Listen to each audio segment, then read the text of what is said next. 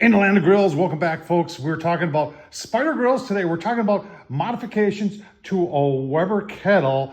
Spider grills have done a lot over the years with Weber type products. Their very first product was that thing, that box right there that attached to a 22-inch Weber kettle and turned it into a pellet grill. It was simply amazing. And I'm sad that they're not making it anymore, but they're not. Then they started with the thermostatically controlled blower called the Venom that attaches to the bottom of the kettle, just stays there, and it does a fantastic job. Then they came out with their own kettle called the Huntsman, and now they come up with this Webcraft series that there's a very affordable option in there. For 120 bucks, you can take your Weber kettle and put this leg section on. It is really simple to do. I'm going to show you how to do that today, but you want to see what it looks, here's the before with just the legs. Want to see what it looks like after? Oh man, let's get started. All right, and there it is after. I tell you what, gives a lot of stability. Now, if you see what they're doing is they're attaching to the leg points, the original leg points right there, and taking it out. They got a softener on there so it doesn't hit into that, but it changes the whole center of balance of the Weber 22-inch and moves it out, making it more stable. You got big 3 wheels that are adjustable casters. You got a real bottom shelf that you could put stuff on. And you know what? The height, you're asking me about the height, to grill grade level, not here, to grill grade level. Remember, it's 2 inches down.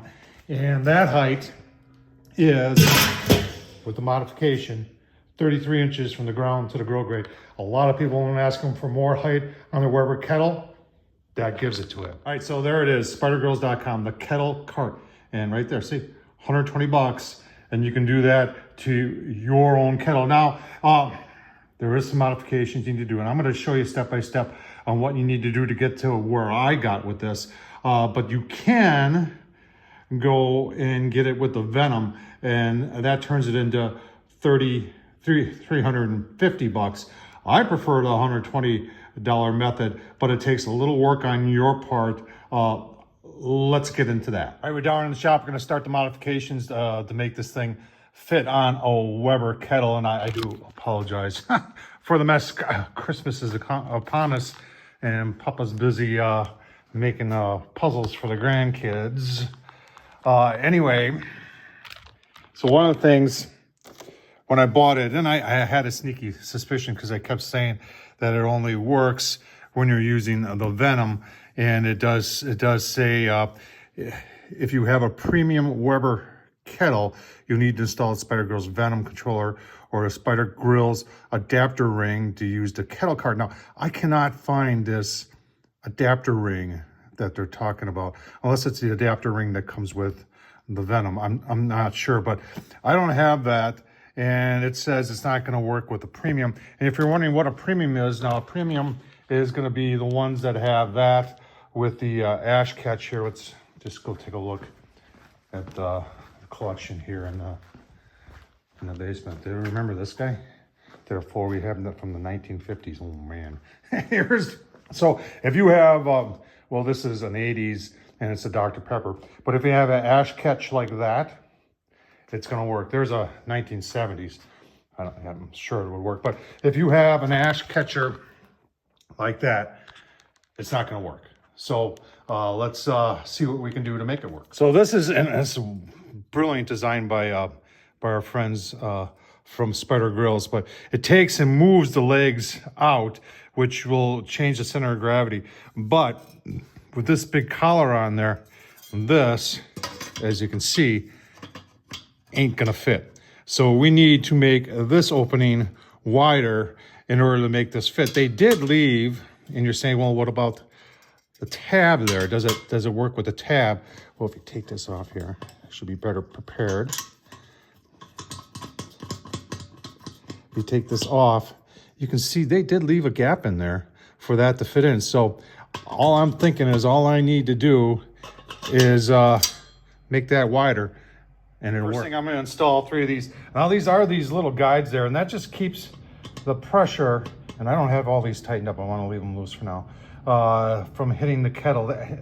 Spider Grills, they really, the engineering behind some of their stuff is just phenomenal, and everything is just heavy duty. And you can see the thumb screw goes through the hole, and then you just put that guy in there like that, tighten that down. Like I said, we're just going to finger tight loose so we can have some room to move around.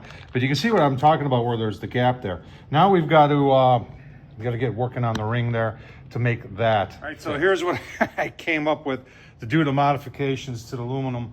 And it is aluminum, so it does sand relatively, and you can see this is just me playing around with a little bit, and that didn't take long at all. Something I got from Vivor a year ago. I did a review of it. This is one of these things I never hardly ever use in case, but just like this. Perfect. Got it set up here with a couple clamps, and then just like that. I think that's OSHA approved, but it's going to work for here in the home workshop. Let's get the grind. All right, so remember, this is just trial and error for me. If it doesn't work for me, then you'll know not to try it yourself. So I am getting the opening wide enough to get this through there, but now it's hitting on the tab. I have taken and bent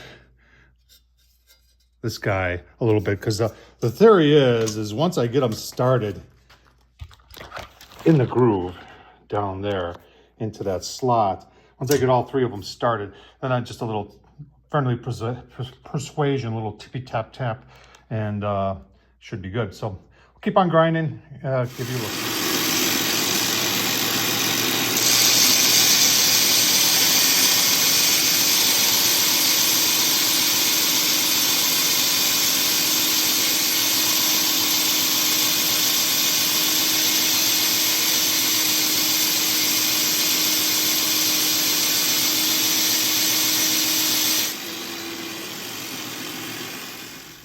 Well, it ain't pretty, but let's see if that's enough.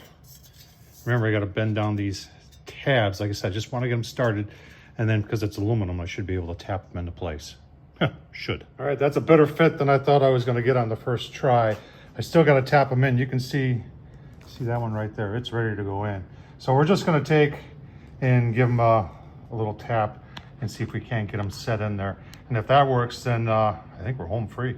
All right, got them in there. I ended up using a screwdriver and a hammer to bang and to get them seated, but as you can see, it ain't going anywhere. All right, so now we're on to step 3, but once again, we want to do some more modifications.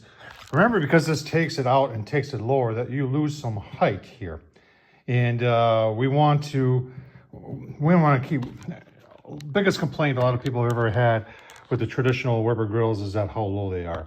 So we want to give it a lift. Spider Grills does have what's called the lift kit, and they say it lifts at, what do they say here, 3 inches? Yeah, 3 inches. We're going to do that, and we're going to do more.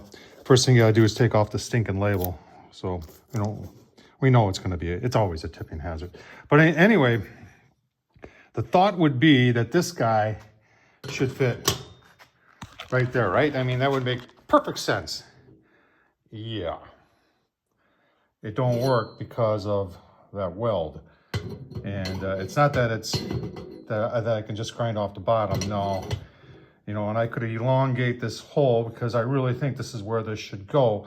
But when I started looking at the base, I discovered that this fits in the base. So let's do that. Riser kit's installed. Put the legs on. These are stainless steel bolts, finger tight until we get everything all together. All right, tighten everything up. You could actually wait till you get the wheels on and flip it on the ground, and then tighten it up then. Next up is the wheels. Now these are, just measure them. They're like 2 3/4 going across here. You can use these. Or you could go with something like that. Oh yeah, that's much better. That's a 5-inch. You're saying, Tom, you are, yeah, I know. Amazon got them overnight. In fact, said delivered between 7 and 11 this morning. They were here by 7:30. So, and it'd be really cool. Wouldn't it be cool if they just, they would just thread in like this guy would, and they thread in and everything like that. But no, it ain't gonna work. So you gotta do some modifications to make that work. You want to see what we had to do? Super simple. Remember, if I can do it. Yeah, all you gotta do is drill up some more holes, because that's simple enough to do. Remember, center it up there.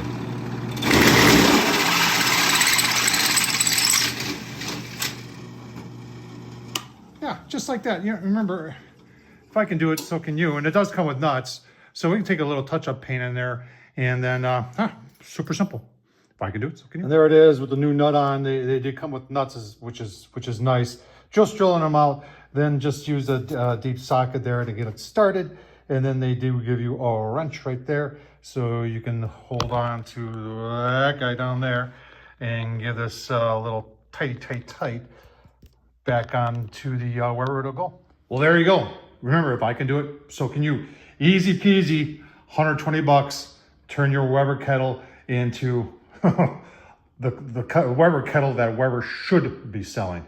Tom Horsman YouTube, thumbs up, leave a comment. And as always, check out Spider Grills. Check out Tom Horsman YouTube. Thanks for watching, folks.